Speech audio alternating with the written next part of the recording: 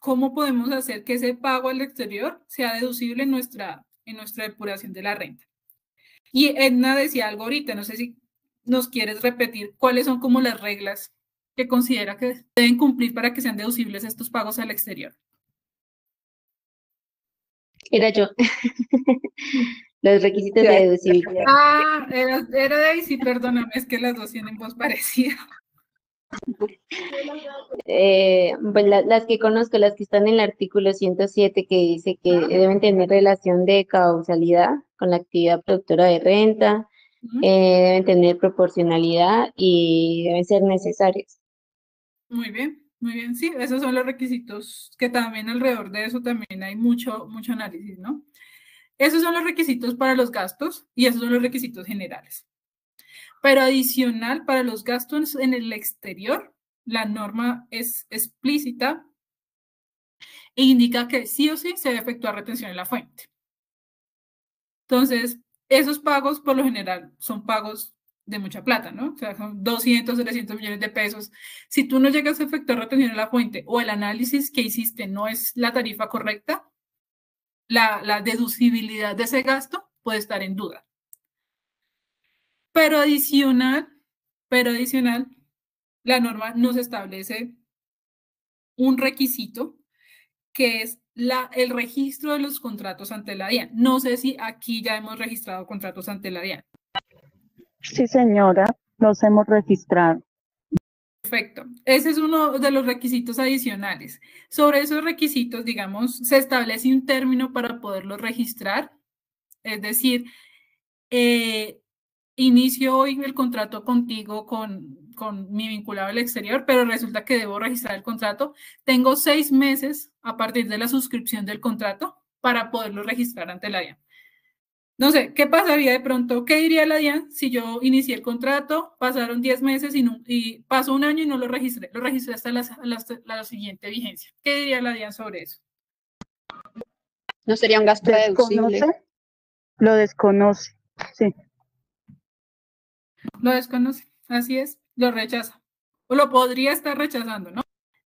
Adicional, hay otro, digamos, otro aspecto a considerar y es si hay un tema de modificación sobre el contrato, sobre esa modificación, una vez se efectúe, se tiene 3 meses para el registro de esa modificación del contrato.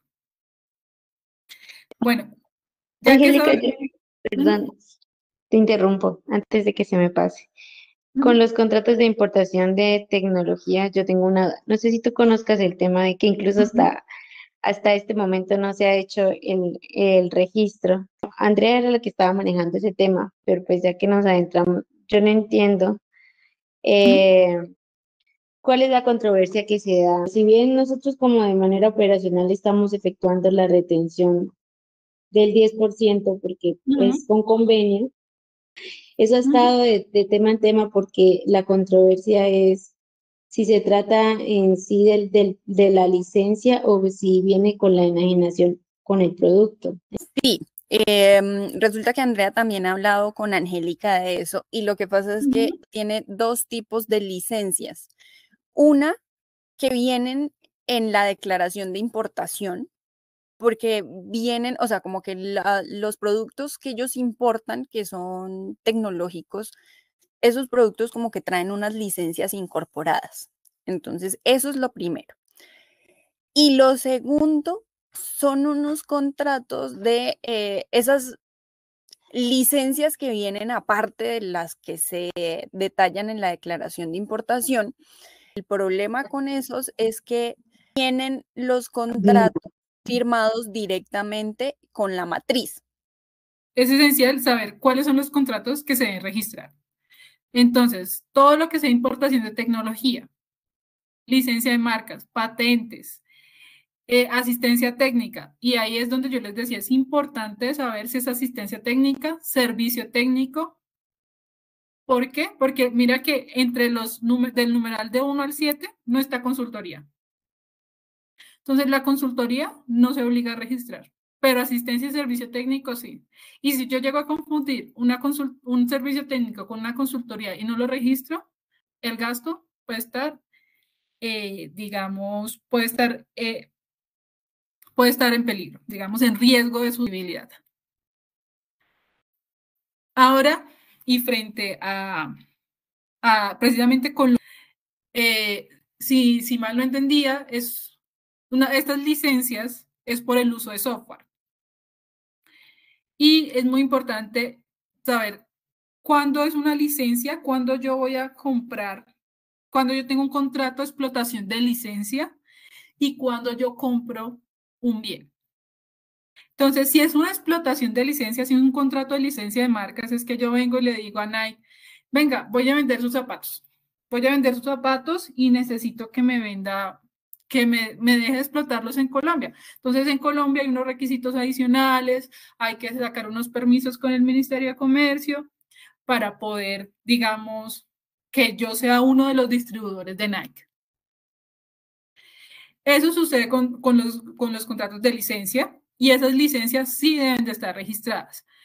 ¿Cuál es como, digamos, la cuestión dentro es un contrato de licencia, explotación de marca o no es un contrato de explotación de marca y yo le estoy comprando el bien?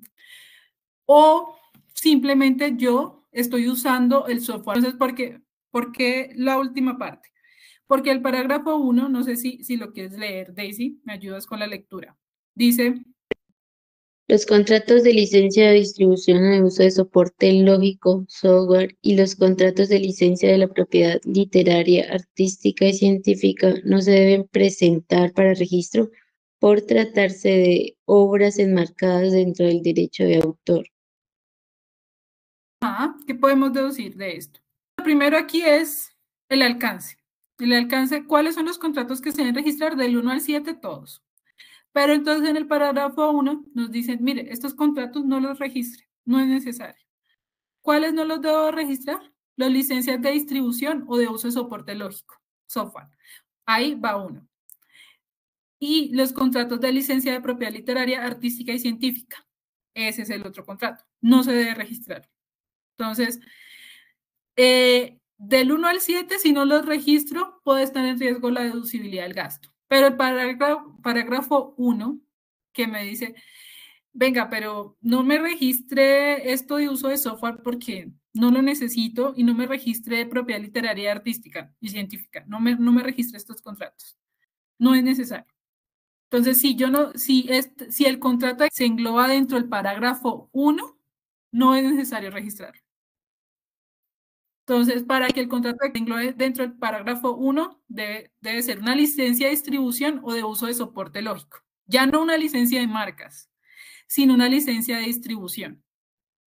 ¿Sí ves la diferencia? Y digamos, ¿alguien iba a decir algo? Te estaba diciendo que ya entendí la diferencia.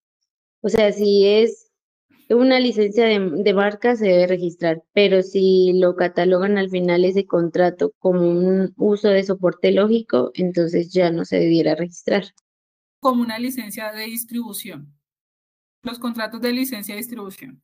Digamos eso, o sea, uno puede saberse la norma, pero a la hora de la realidad, a la hora de uno ir a aterrizarlo, por ejemplo, en este caso es muy, muy complejo y uno tiene que echar mano del abogado, de la persona que tiene mucho más experticia que uno, porque en últimas, aquí es un poco de interpretación y de constatar la realidad del contrato.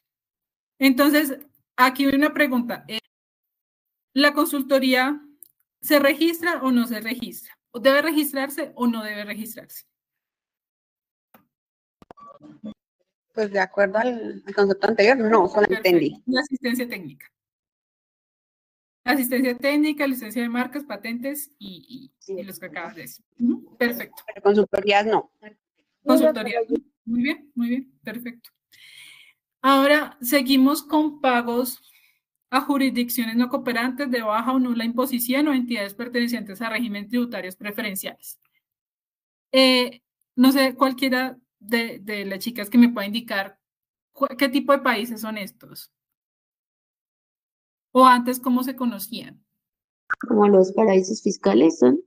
Ajá, de acuerdo. Entonces, sobre esto hay una norma especial y es, en principio, la regla es no son deducibles. a menos que yo le efectúe retención en la fuente. Pero la tarifa de esta retención en la fuente es del impuesto de renta. Es decir, hoy 2024, la retención en la fuente que debe efectuar sobre estos pagos es del 35%. Entonces, por ejemplo, si ahí tiene un pago a Hong Kong, que es como que como el más conocido del listado de los países que están ahí, tiene un pago a Hong Kong, debe efectuarle una retención del 35%. De lo contrario, ese pago no será deducible.